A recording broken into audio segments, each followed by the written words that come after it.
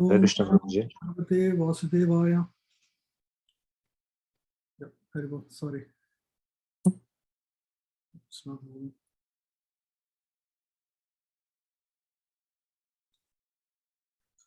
Om Ajnanatimirandasya Jnananjana Shalakaya Chakshurunmilitam Yena Tasmai Shri Gurave Namaha Sri Chaitanya Manobhishtam Sthapitam Yena Bhutale Swayam Rupa Kadamahyam Dadati Swapadantikam Vandeham Shri Guru Shri Yuta Padakam Shri Gurun Vaishnavamscha Sri Rupam Sagrajatam Sagana Raghunathanvitam Tam Sajivam Sadvaitam Savadhutam Parijana Saitam Krishna Chaitanya Devam Sri Radha Krishna Padam Sagana Lalita Shri Vishakhanvitamscha Hey Krishna Karuna Sindhu Dinabandhu Jagatpate Gopesh Gopika Kanta Radha Kanta Namostate Tapta Kanchan Gaurangi Radhe Vrindavaneshwari Vrishabhanu Sute Devi Pranamami Haripriya Vancha Kalpatarupya Sukha Sindhu Devi Chapaltanam Pavanibhya Vaishnavibhya Namo Namaha Jai Sri Krishna Chaitanya Prabhu Nityananda Sri Advaita Gadadhar Shivasadi Gaur Bhaktavanda Hare Krishna Krishna Krishna Hare Hare Hare Ram Ram Ram Hare Hare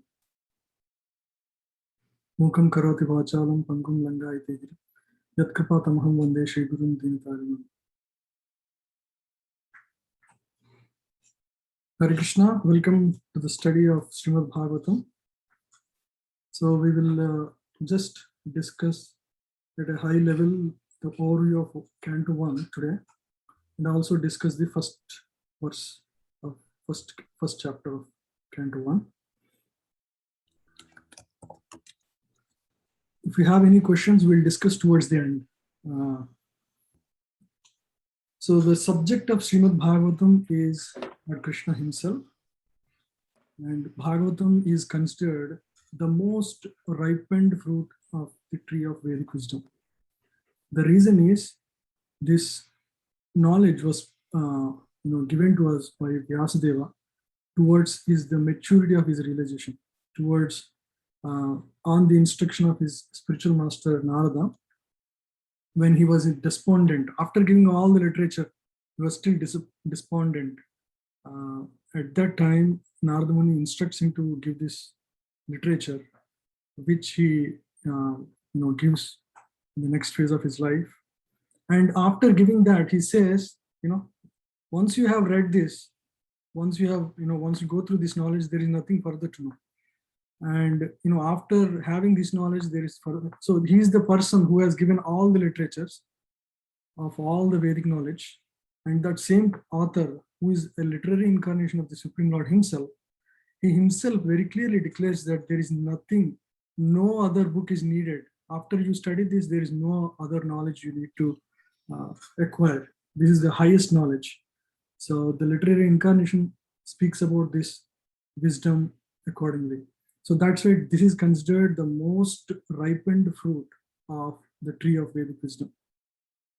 And the book carries endless lessons for life through the stories of many great, it teaches about incarnations. It teaches about many great devotees of the past who have, endeavored throughout their life of perfection and achieved perfection. Through their life stories, we can gain so much faith and also learn the practices of bhakti thoroughly. And Srimad Bhagavatam is the only literature that presents the identity, nature, and character of the Supreme Lord to the deepest concepts.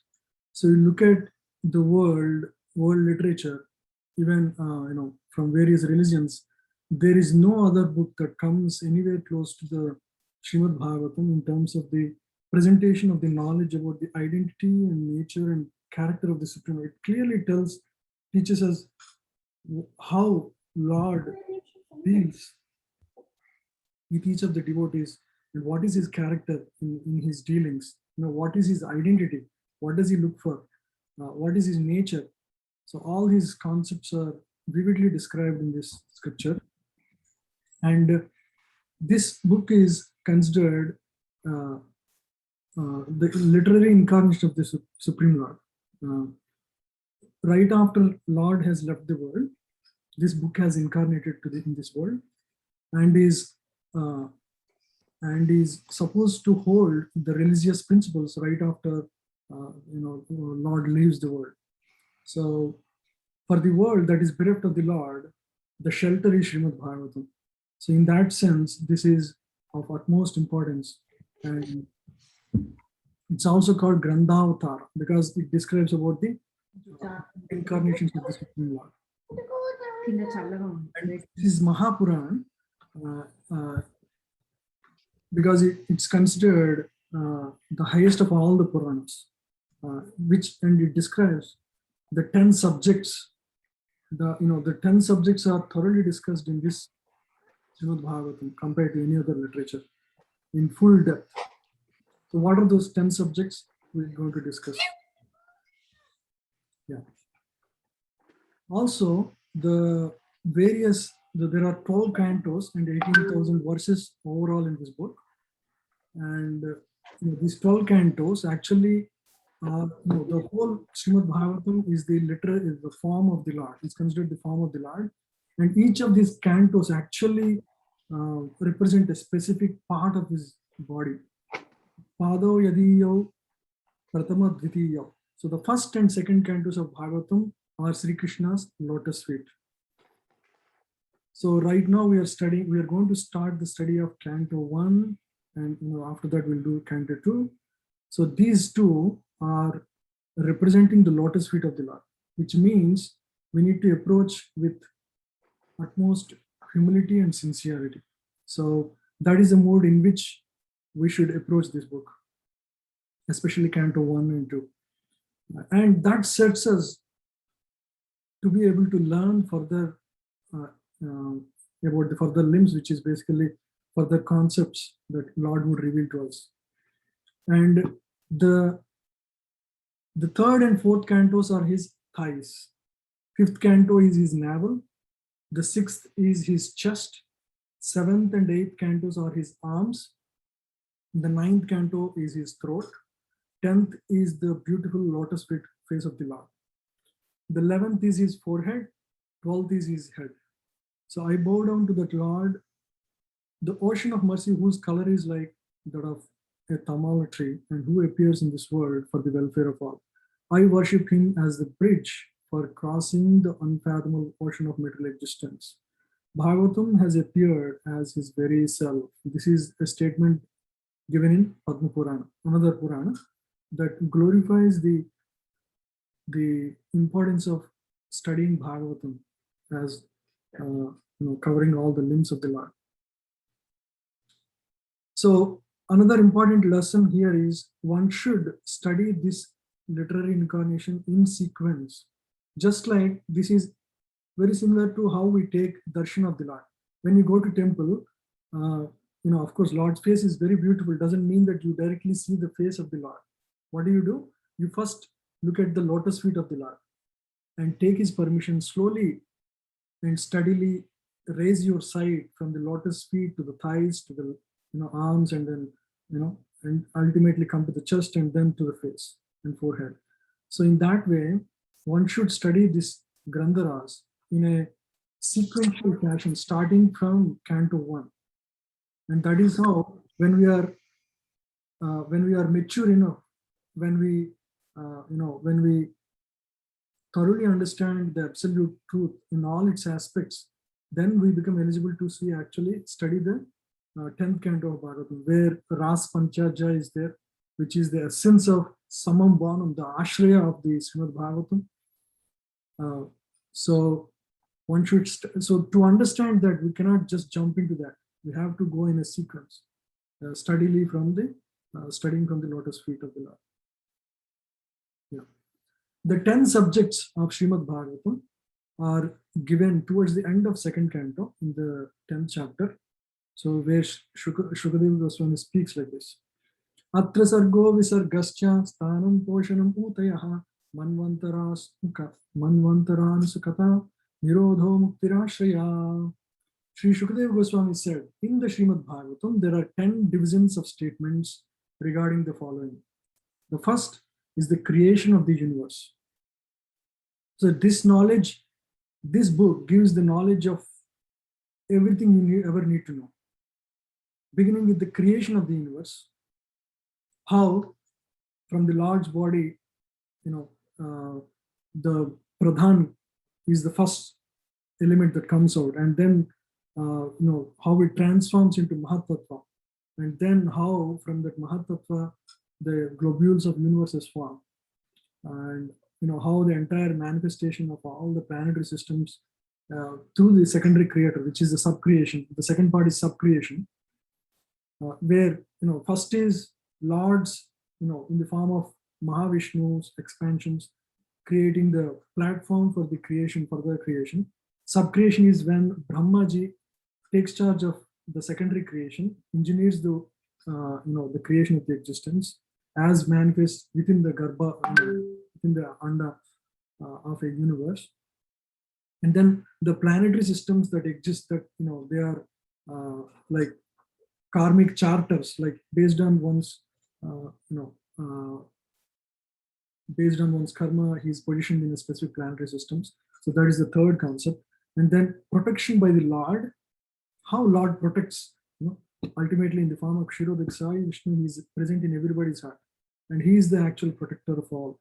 So how Lord protects the protection is given by the Lord. And then the creative impetus, followed by the changes of Manu's, how Manu's change within the day of Brahma, and the signs of God, returning home back to Godhead, liberation, and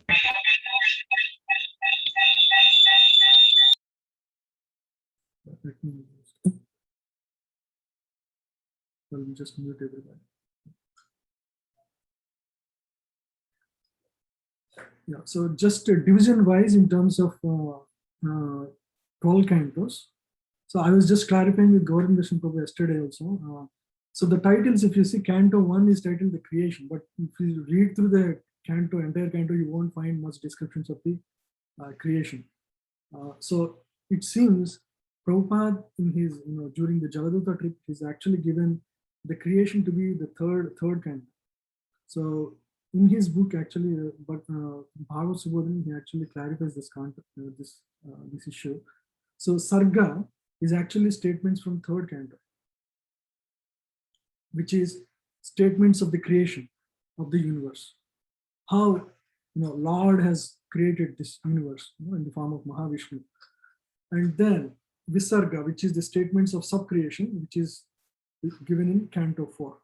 And then Sthanam, the planetary systems, is Canto 5. Poshanam, protection of the Lord, is Canto 6. Utayaha, the creative impetus. Manvantara, changes of Manu. Ishanukata, 9th canto, the signs of God. And then Nirodhya, going back home, back to Godhead, which is 12th canto. Mukti, liberation, is described in 11th canto. Ashraya, the summum bonum, in 10th canto. Of course, all these concepts are part of every single canto. However, they are prominently in this particular canto. For example, there is prominently about the creation at the level of Mahavishnu. Here it is the creation within the purview of Brahmaji. So the concepts are given, all the 10 concepts are given in every canto, but there is prominence for a particular concept within a specific canto. And 1 and 2 are like, they are like introducing Bhagavatam. So 1 and 2, canto 1 and 2 is, I think I have. Yeah. So they represent the lotus feet of the Lord. First, you need to approach the lotus feet of the Lord with humility and sincerity. Then Bhagavatam begins. Actually, true Bhagavatam begins from 3rd canto, in depth. And first and second canto would provide sufficient context for the Bhagavatam. So the summary of Bhagavatam, the first canto, in the first 3 chapters especially, introduces key philosophical concepts. What is bhakti? Who is Bhagavan? And who is a bhakta? Those concepts are clarified in first and second chapter especially. And then it also introduces the prominent characters of Bhagavatam, which are Parikshit Maharaj, Sukadeva Goswami, Vyasadeva, Narada Muni, Vidura. There is a lot of discussion between Vidura and what's his name? Vidura Maitreya hasn't given, but Vidura Maitreya Samvada forms a critical section of a lot of philosophical concepts are clarified there. And then of course Lord Krishna. So these are the prominent characters. Yeah. So the first chapter begins with the definition of absolute truth. What is absolute truth? And then it describes, second verse describes about the purpose of religion. And then further verses down describe the glorification of Bhagavatam, which basically says, if you learn Bhagavatam, there is nothing else to learn. This is the highest knowledge. But to learn this, you need to know, the fundamentals. For example, in Bhagavad Gita, if you notice, who is the student there? The student is a confused person who doesn't know about the soul. Karpanya doso mahataso bhavata. So that verse 2.7 is representing a conditioned soul who is confused with the complexities of material world. And towards the end, what happens? Arjuna realizes the position of Lord Krishna as the supreme shelter. And Lord Krishna himself says, surrender unto me, I'm going to take away all your sin. So the beginning is a confused person and the end is a person surrendered to Krishna. But here, Srimad Bhagavatam begins with the definition of who is absolute truth, which means a person who starts studying this should accept Lord Krishna as the supreme personality of Godhead and be ready to surrender. Means he has already crossed the that faith level, basically, where he's already firm faith in absolute truth. Now he wants to learn more and apply in his own life. And like Bhagavad Gita, Bhagavatam also is a conversation. There will be question and answers, especially in the first chapter. You would see, first and second chapter, you would see a lot of questions by the sages of Naimisharanya. So it's a conversation between Sukadeva Goswami and Parikshit Maharaj at one level. At another level, it is also a conversation between the sages of Naimisharanya and Sutta Goswami. It's a conversation within conversation, and then there will be conversation within that, like Vidura and Maitreya. So in that way, it's it basically question and answers, but shifting context from the characters who are conversing. So the 6 questions by the sages was one of the prominent part of this first 3 chapters. It establishes the importance of bhakti, which is basically the supreme occupation for all human beings. And who is Bhagavan? Bhagavan is established as the fountainhead of all the incarnations. Especially it very, very clearly establishes Krishna as that supreme incarnation, the supreme fountainhead of all incarnations in the 2nd chapter. And what is Bhagavatam? Bhagavatam is the shelter of all religions after Lord's appearance. Lord has left the world 5,000 years back. Since then, the only shelter for the world to give them the right path for perfection of life is Bhagavatam. So that is established. So other topics in this first 3 chapters are answering questions asked by the sages about the history of Bhagavatam. History of Bhagavatam is another section. And the birth and activities of Parikshit Maharaj. And Parikshit Maharaj meeting Srila Sukadeva Goswami. So that is the context for the words spoken after that, the words in the Srimad Bhagavatam narration. If we take out the remaining chapters, first 3 chapters, and then there are up to 19 means 16 more chapters. The history of appearance of Srimad Bhagavatam 4 to 7, where the backstories of Vyasadeva, who was Vyasadeva, who was Narada Muni in his previous life, and how he has become the great devotee Narada Muni in the current life, and the parampara of Srimad Bhagavatam, how it was received, and the prayers of Queen Kunti is a full chapter in itself, 8th chapter. And then, so this is after Pandavas win the kingdom, so they are enthroned. Now, in gratitude, Queen Kunti expresses these prayers. and then the departure and prayers of Bhishmadev. Bhishmadev leaves the world and he glorifies the Supreme Lord in Vishnu Sahasranama. So that is Bhishmadev.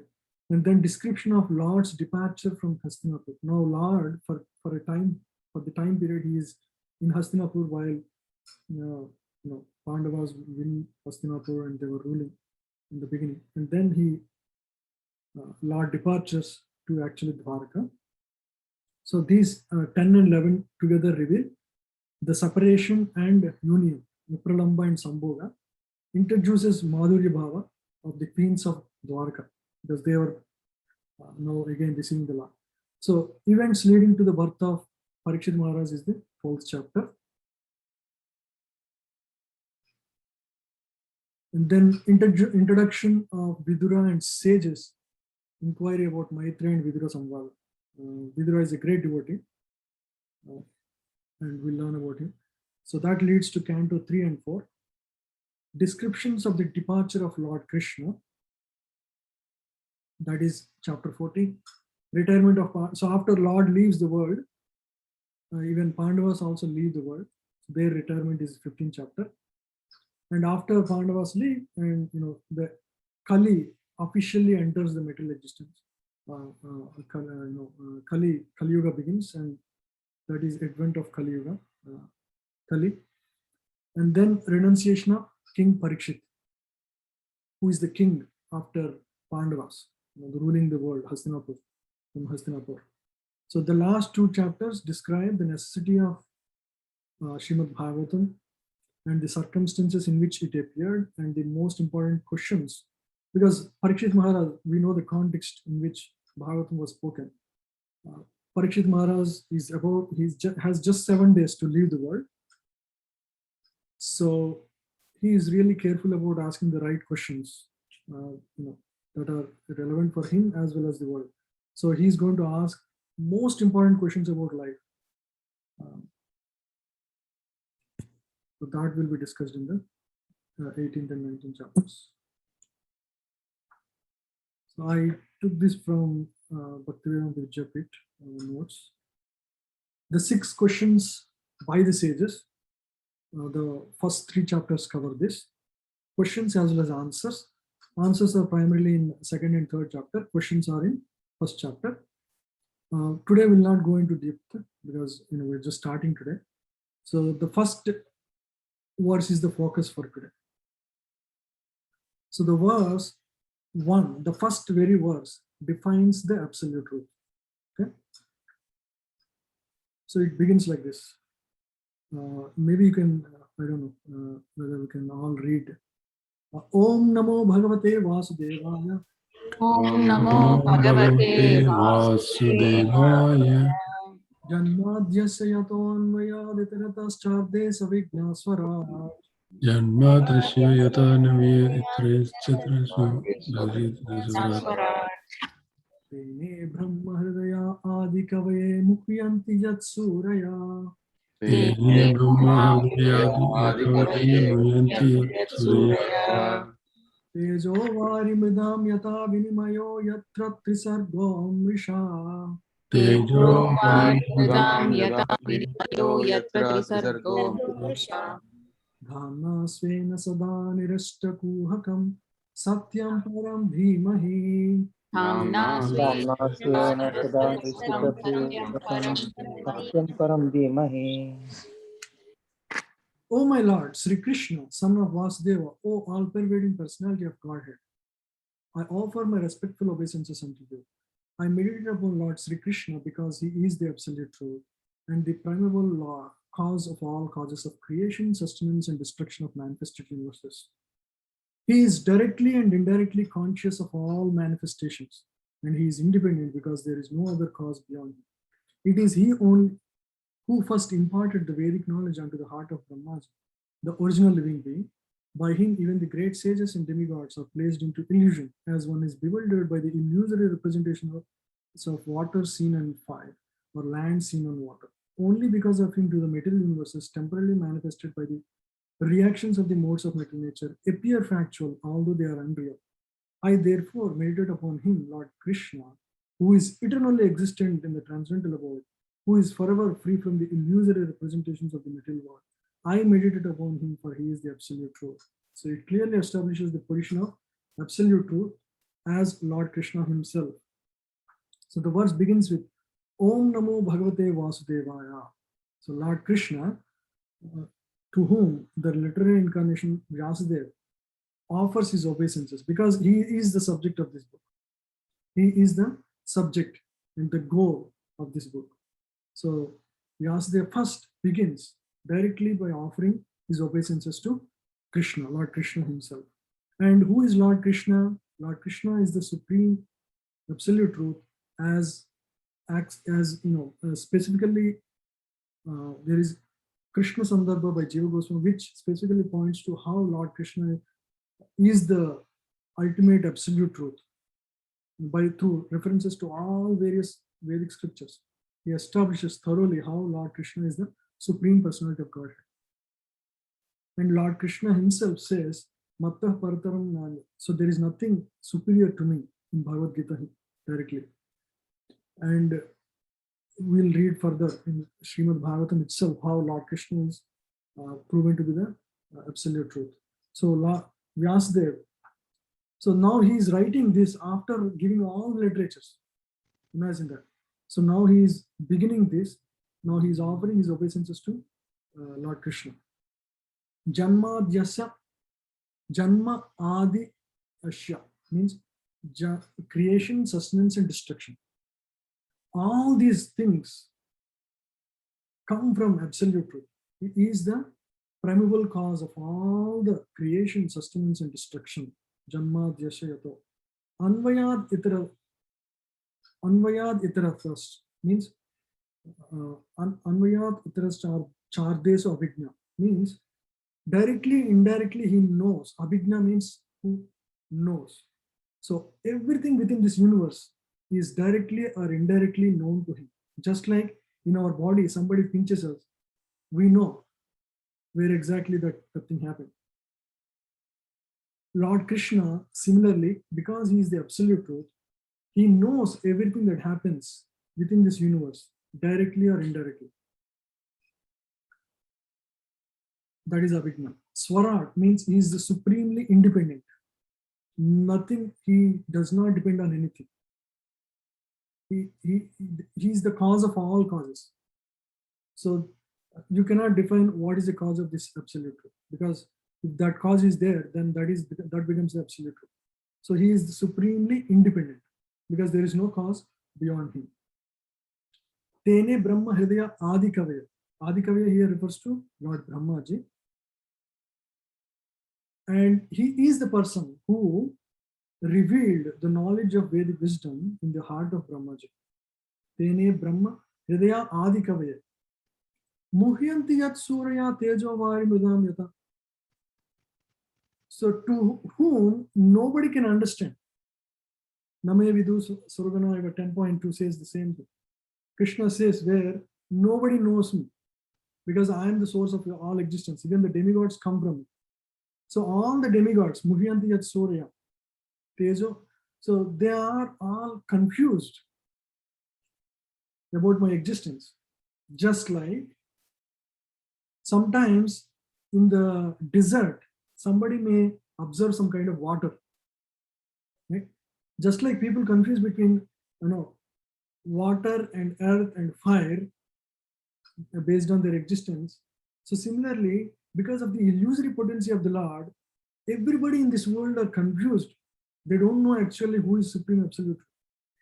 Muhyanti Yat Surya, Tejo Varimridam Yata, Vinimayo Yatra Trisargva Amrisha. Because this whole material existence is a temporary existence. So it's made of Trisarga. It's made of the three material elements, three gunas. It's manifested by the reactions of the three modes of material nature. It appears factual because it is empowered by the illusory energy of the Supreme Lord. So it is very difficult to understand that it is actually temporary and illusory. Illusory in the sense that it is temporary and it is made of three modes. Illusion is also primarily because of the person who is perceiving, because if he approaches the person, illusion is primarily because of the person. Because the person approaches the the existence, material existence, with the idea of enjoying this world, then he goes through this illusion. No, there is a promise of happiness in this existence, but actually it is not. Very clearly it is said. No, this is material existence is temporary manifestation, and so cannot be real happiness in this. There cannot be, the jiva cannot be the enjoyer in this existence.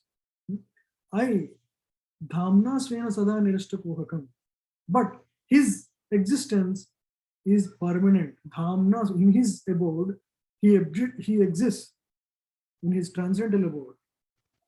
Right? Now he described about the temporary existence. Then Vyasadeva talks about the permanent existence, the abode of the Supreme Lord, which is eternal and ever existing, free from all kinds of illusory representations of the material world. That kind of dham exists. To such person, to such absolute truth, I meditate upon him, for he is the absolute truth. Satyam param dhimahi. So that is how the Bhagavatam first verse ends. So these are the 7 concepts within the first verse that describe the 7 characteristics of the absolute truth. So this verse also gives the Sambandha Jnana. We need, Sambandha Jnana means the knowledge that is required for the jiva to know about the purpose of life. Okay? So what do? I'm a jiva, but I need to know about the absolute truth so that I can pursue the path of perfection. So the jiva requires this knowledge, and that is given in this verse. Clearly describes who is Lord, what is this temporary manifestation, how even the greatest demigods are illusion. All these concepts are given in this. And Srila Prabhupada's the translation gives a very general understanding of absolute truth. This same verse was also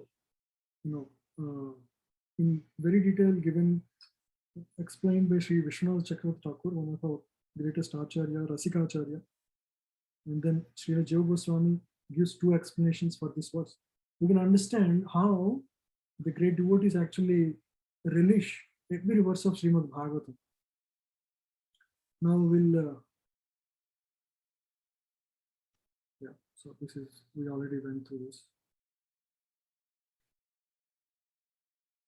We'll just quickly go through Srila Vishwanath Chakravarti Thakur's explanation from Sarartha Darshan, his Tika of Srimad Bhagavatam, which is a treasure house of Rasika philosophy. So he gives this knowledge at 5 levels. The first translation is, very similar to how Srila Prabhupada has given us, which gives the transcendental nature of the absolute truth. The second explanation is, it declares the Krishna's form. Krishna is the focus in the second translation. And then third is the conjugal rasa between Krishna, Lord Krishna, and the gopis in general, the gopis in general. And the fourth translation is again specific to Radha and Krishna together. And then ultimately, the fifth translation is geared towards Bhakti Yoga. This is something which we can very easily relate, the fifth one. Of course, the first one and fifth one are easy to understand for us. The third and fourth are a little bit complicated for us. Second one is also easy. So, with the permission of Bhaktivedanta Vidyapita, I got this notes from Govind Darshan Prabhu. I'll just share with you all.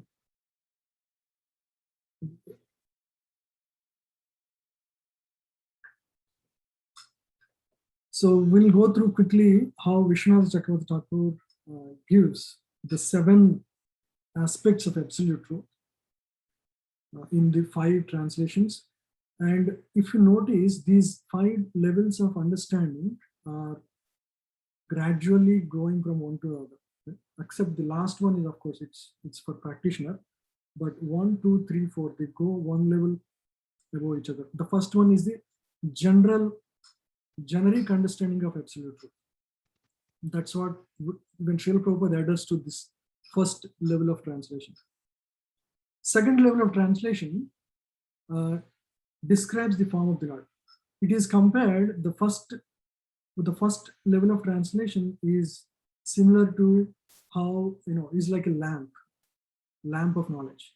The second translation is compared to the sun. Sun is so far brilliant than a simple lamp. Right? The third is very high. Third and fourth are very high, far ahead of that. So now let's quickly go through the first one. Absolute truth is transcendental. That's what it establishes while explaining the 7 aspects.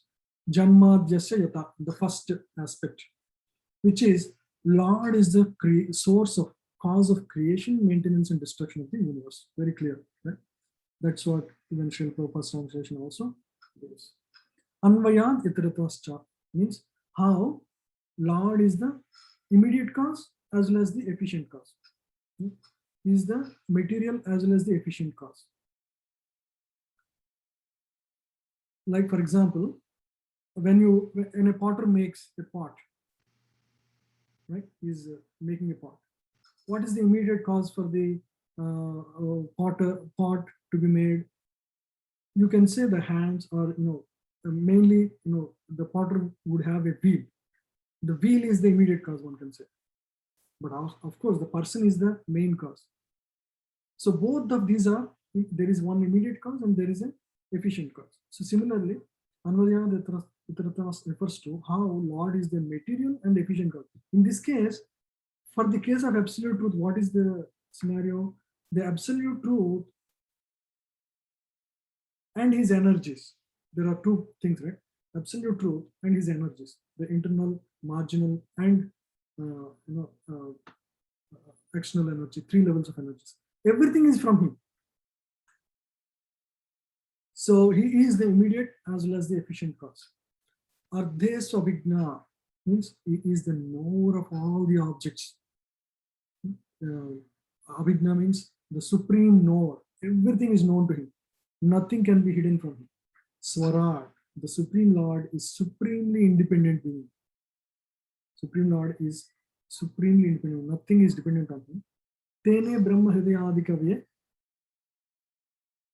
So this is how the knowledge is revealed to Brahma within his mind. This is same as Prabhupada's translation. I will not discuss much. And then I'm going through like this, column wise, right? The first one we are discussing. So Muhyanti Yat Suraya. It is difficult to understand even for the learned. Suryaha. So demigods also won't understand the Supreme Lord's nature. Who can understand? A pure devotee can understand, because his heart is always for the pleasure of the Lord. Their consideration, the devotee's consideration is always the happiness of the Lord. That is why they can understand. Right? Only through bhakti one can really know me. That's what Krishna says, right? Bhaktyamam abhijanati. So even the demigods cannot understand. Doesn't mean that all demigods are not pure devotees. Like there are Vinayaka, who is a pure devotee. But in general, most all the demigods don't understand. Tejo varimidam yata vinimayo yatra trisargo amrisha. Lord's body is made, many people think that Lord's body is also like my body. What is there? He also has 2 eyes, 2 legs, 2 hands. So because of their illusion, Tejo varimidam yata vinimayo yatra trisargo amrisha. This is referring to how through the illusory energy of the Lord, the jivas are bewildered in this material existence. Even when Lord comes, many people do not understand his supreme existence. His body is thought to be made of matter due to illusion, just as one mistakes fire, water, and earth for each other. Dhamna svena sada nirashta kuhakam. He negates all false arguments regarding his existence. Right? Supreme Lord negates all false arguments because his existence is transcendental. So it's inconceivable, and by the strength of devotees experiencing him, but devotee has a complete revelation because he has a direct experience of the Supreme Lord. Right? By the mercy of the Supreme Lord, devotee has a direct experience, so he can clearly understand the position of the Supreme Lord. Right? And then Satyam Param Dhimahi, which is, let us meditate upon the absolute truth. Let's go to the second. Now the second one focuses on Krishna's form. The first one describes as absolute truth in non-denominational talks, right? The second one specifically points that absolute to the Supreme Lord Krishna as the personality of Godhead. Now let's see the same 7 aspects Rasikacharya Vishwanath Chakravarti Thakur explains in a way that appeals to the heart of a devotee. Now let's read that.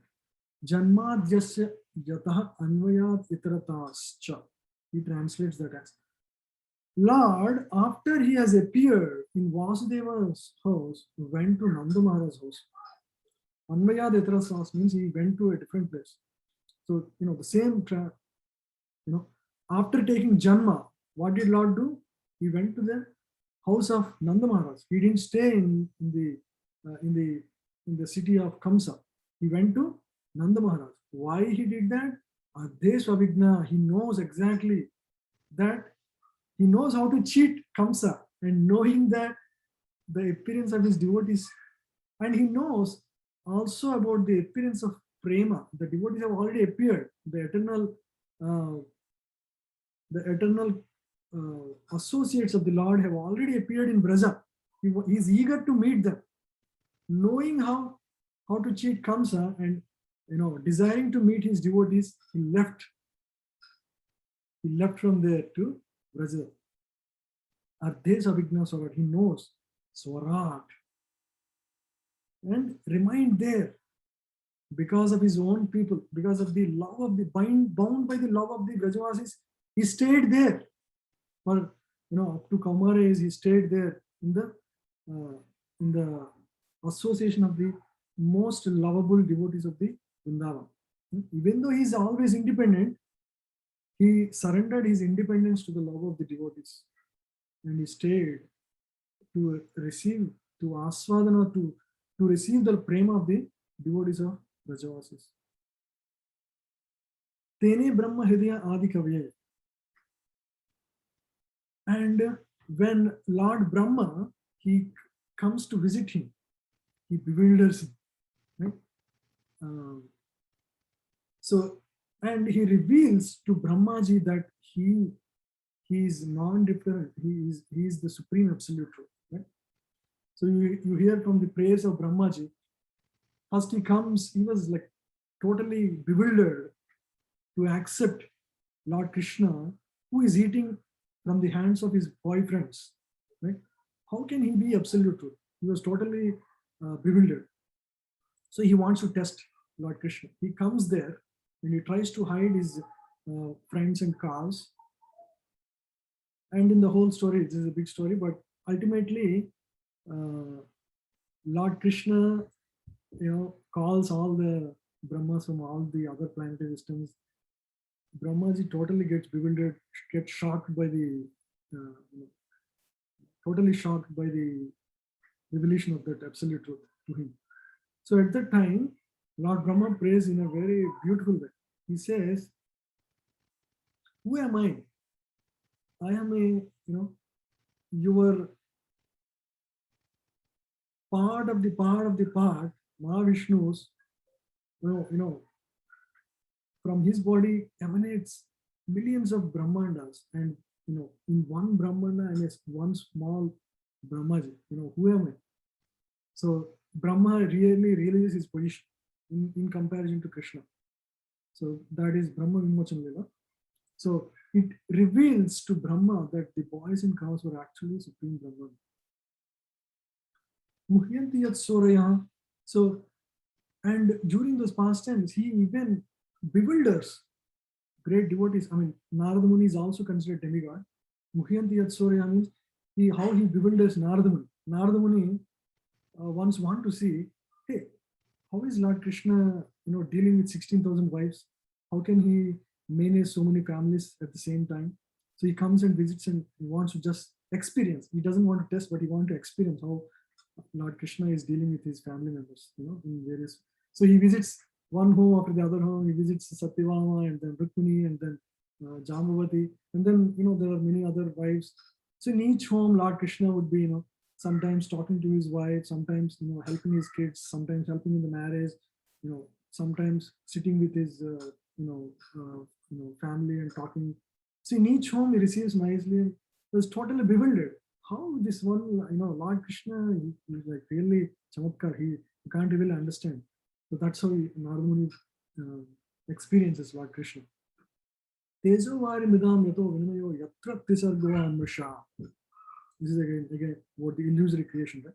So whose body, through appearing to be material to the demons, is not temporary at all. What did all the demons think in the Vrindavan Lila? Agasura, Bakasura. Bakasura thought, I can just eat Krishna. He thought, this body is like another body, another small kid body. I'll just eat. Trinavrata thought, I just can peel off Krishna in minute. And what happened? His body got peeled. He died. Putana thought, I can just feed milk with poison and kill Krishna. So all these people, whose body, through appearing to be material to the demons, he appeared to all the demons. All the demons think that Krishna's body is material, right? What happened to them? They all get killed. Right? But actually, Lord's body is not temporary at all. Dhamna svena sada nirashta kuhakam, through his abode, Madhura, and by the revelation of his form to his devotees, he destroys ignorance concerning himself. Okay? So even today, we can all understand Krishna's pastimes. When we go to places like Madhura and Vrindavan, for the pure devotees, there is direct revelation. Of course, we may not, or some of you may experience the revelation of absolute truth. He reveals, even today, Krishna's pastimes are considered Nitya Leela. For the pure devotee, he can experience these eternal pastimes even today. Satyam Param Dehi, let us meditate upon such Lord Krishna, who is known as Satya. So this is focusing on the personality of Krishna. Now the third explanation, it's a little high. I'll just try to see if we can understand. If you don't understand, don't worry about it. Third and fourth. So this is conjugal rasa. So janmad jasya yata anvayad itaratascha, which means from whom arises madhura rasa, the Lord. Lord is the source of all the rasas. He is the rasika siromani. He is the head of all he is the source of all rasas. Anvayad itaratas means through meeting and separation. Okay? Sambhoga and Vipralamba. Okay? So in separation also, Lord, the devotees experience the bhava, and through union also devotees experience that love. So from whom arises the madhura rasa through meeting and separation. So that is the explanation for the janmad jasya yata anvayad itarascha. Ardhe svavijna. Lord Krishna is most skillful in everything related to rasa. As I said, he is Rasika Siromani. He is the Rasaraj. He is the Rasaraj. He is the king of all the rasas. He knows how to experience the love of the gopis, how to receive the Hladini potency of himself, actually, how to experience that. So Swaraj, he is beyond the material realm. Right? Lord exists beyond the material realm. In all his pastimes, all his conjugal rasa also is not like material love affairs between boys and girls. It is beyond the material realm. It cannot be understood by the materialistic mind. Tene Brahma Hridaya Adikavaye. So this conjugal rasa is revealed to Bharatamuni. This Madhura rasa is revealed to Bharatamuni. Bharatamuni is the one who who created Natya Shastra. He is not the Bharat Maharaj or the brother of Ramaji, Lord Rama.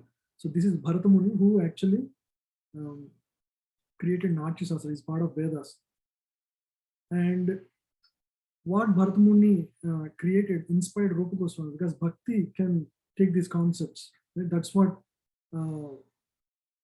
in Nectar of Devotion, if you remember, he takes the concepts of Natya Shastra and connects them.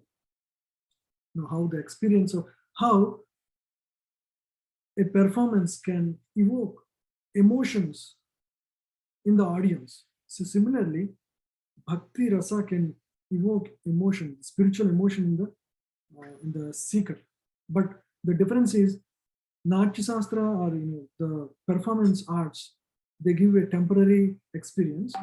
Bhakti Rasa gives eternal experience, and this experience is far it's spiritual in quality. That is material in quality. So that is the difference. But this particular point says that Bharata Muni received this knowledge of Madhura Rasa from the Tene Brahma Hridaya. So here Brahma refers to Bharata Muni. In his heart was this Madhura Rasa revealed.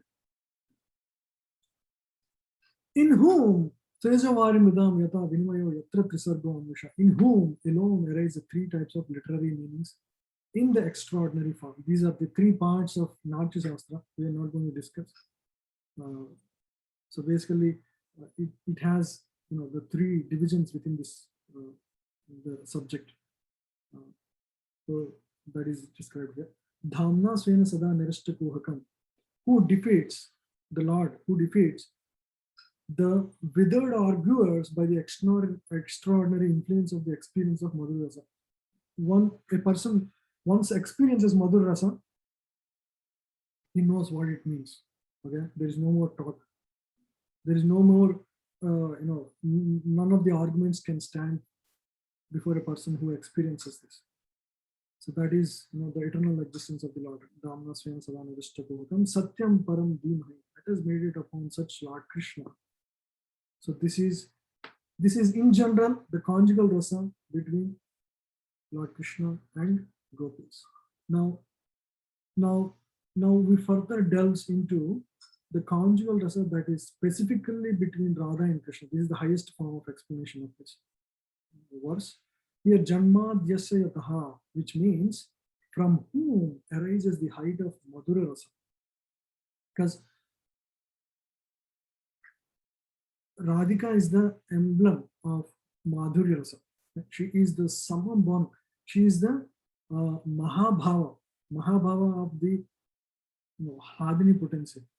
If you read Chaitanya Charitamrita, first canto, second chapter describes the form of Radhika. Who is Radhika? Right? Actually, it is Lord Krishna's internal potency. She is Lord Krishna's internal potency, and the most important aspect of that is Hadini potency, and that Hadini potency is the is supreme blissful energy of the Supreme Lord, and that energy, if it takes the form, that becomes Srimad Radhika, and she represents the Mahabhava of this Mahabhava. Right? Her existence is for the pleasure of Krishna. Everything she does, she doesn't want to close her eyelids also, just to miss the form of the experience the form of the Lord. So that is Radhika, right? Now this is describing about her. And Lord Krishna equally reciprocates with her. So Janmadhyasya yataha, Janma is the source, right? So from whom arises the height of Madhura Rasa? The Lord is the source of Madhura Rasa. And Anvayad Itaratascha, sorry, not Lord. Radhika is the source of Madhura Rasa, right? His internal potency. Anvayad Itaratascha means Lord Krishna is ready to give up the association of all the other gopis just to follow Radhika, Mother Radhika. Ardhes Avigna means, and Lord Krishna is also known as Dhira Lalita, right? One who is expert in the chief aspects of all the most important aspects of the rasa. He is the supremely knowledgeable of the subject of rasa. He is the Rasaraj. Swarat means Radhika. She exhibited herself as the independent lover. She is the supreme. She's she's as good as Lord Krishna himself. Right? She is absolute truth, the supreme energy, the the most intimate energy of the Supreme Lord. Tene Brahma Hridaya Adi Kavaye. Krishna imparted through the heart to Sukadeva Goswami. Here, last time we discussed about Bharat Muni. Before that, it is Brahma. Right? The Brahma Hridaya, based on the revelation, it is different in each level of explanation. In the first, where we are discussing about absolute truth is transcendental, it is just about Lord Brahma, and then we discussed about how in the conjugal rasa we discussed about Bharat Muni being that same role taking. Now it is Sukadeva Goswami. Sukadeva Goswami is the person who knows truly the love of Radhika, knower of this rasa from the birth. He knows from the very birth. So as soon as he's born, he just runs away to the forest to meditate upon the Lord. So that is known to Sukadeva Goswami. Muhyanti Jat Surya, by which, knowing about this conjugal pastime with Lord, devotees, what do? They faint in ecstasy and undergo transformation. We all hear about the pastimes of Lord Chaitanya. His body would completely transform. Sometimes it would elongate, and the whole body collapses into a small this size. So sometimes it's bewildering for the regular jiva, but that is how it is manifested. Which is just as fire, water, and earth reverse their properties. In the transcendental Mahabhava, the properties change. That is how exactly Lord Chaitanya exhibited this Mahabhava, right? Mahabhava of Radhika. And so his body would transform. Sometimes his water would pour from his eyes like torrents of rain, like a syringes. Imagine when Lord Chaitanya was feeling the Mahabhava, in separation from the Supreme Lord Krishna, tears would flow like syringes from his eyes. Just imagine like a flowing rivers. That is how Chaitanya Charitamrita describes that pastime. So his body completely transforms. Sometimes he would, in Alarnad, if you have gone there to see the form of the Lord, Lord Krishna, seeing the form of the Lord, immediately faints in love, and his body is so heated up, the whole surface of the land before the temple gets a what do you call marks, or basically the whole body gets stamped. So just as fire, water, and earth reverse their properties, right? Dhamna Svena Sadha Nirashtakuhakam, by whose influence the three Shaktis remain eternally. Okay? The three types of Shaktis are described in this book by Vishwanath Chakravarti Thakur. The gopis are also three types. Everything is actually three types in Vrindavan. Right? There are friendly gopis, there are neutral gopis, there are inimical gopis. So like that. The three Shaktis are always they are always remain eternally associated with Lord. Satyam Param Dhimahi, without the deceit, in correct manner, aspiring for the highest goal. We meditate on Lord Krishna and Srimad Radhika. This is for the very advanced souls, not for me for sure. So now the last explanation, which is makes us understand and relate to our own practice of devotion service. So Janmadhyasya Yataha, which is which brings about the appearance of Lord as Bhagavan, appearance of the Lord as Bhagavan. So Janmadhyasya Yataha means bhakti. What does it do? It it gives life to Lord Krishna in the heart of the devotee. Right? It makes the Lord appear in the heart of the devotee. Janmadhyasa yataha. Anvayat itaratascha, in which there is Anvayat itaratascha means directly, indirectly, all the other related things like Brahman and Paramatma realizations are already part of it. You don't need to separately endeavor for it, because bhakti is going to reveal Bhagavan, and Brahman is Bhagavan's effulgence. Paramatma is his, is like a expansion, you can say, right? So both of them are already there. So there is no other endeavors to be performed by the devotee to get those realizations. Ardhe savijna. Bhakti gives complete knowledge. And there is nothing more to be known. Krishna says in 9th chapter, Bhagavad Gita. This is the supreme secret I'm revealing. I am the source of everything. Just worship me. Right? So that is how it is the complete knowledge. Bhakti is the complete knowledge. Bhakti gives, you don't need to endeavor through yoga or cultivation of knowledge or karma. You don't need any of it. But just by practicing bhakti, you will be revealed complete knowledge. Swarat. This is the only process that does not depend on any other methods of realization. Right?